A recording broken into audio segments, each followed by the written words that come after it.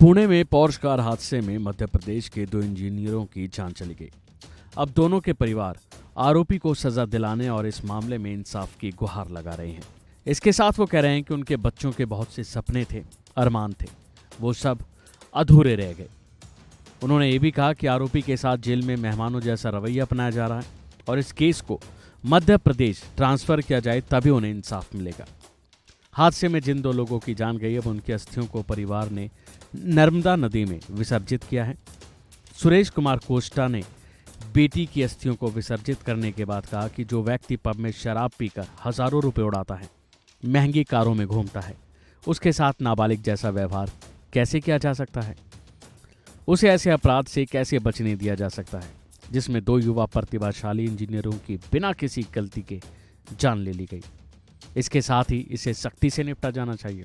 अश्विन के कक्षा 10th और 12th की बोर्ड परीक्षाओं में 99% आए थे।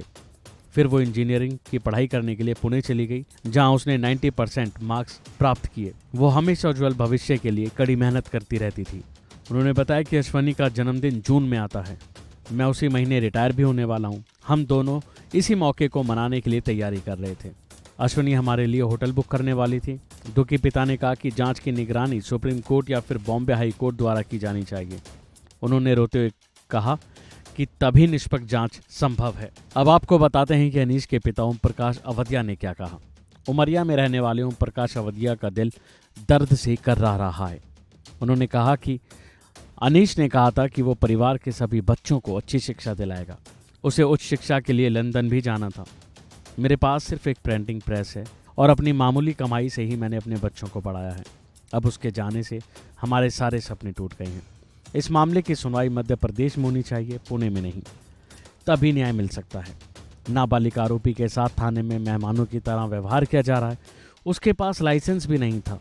उसे कड़ी सजा मिलनी चाहिए। दोनों के परिवार इस वक्त गम में डूबे हुए हैं। उनके घर मातम पसरा हुआ है। रो रो कर उनका बुरा हाल है। दोनों ही परिवार को बस न्याय मिलने का इंतजार है। यही कहना है कि इस केस को महाराष्ट्र नहीं बल्कि मध्य प्रदेश ट्रांसफर किया जाए।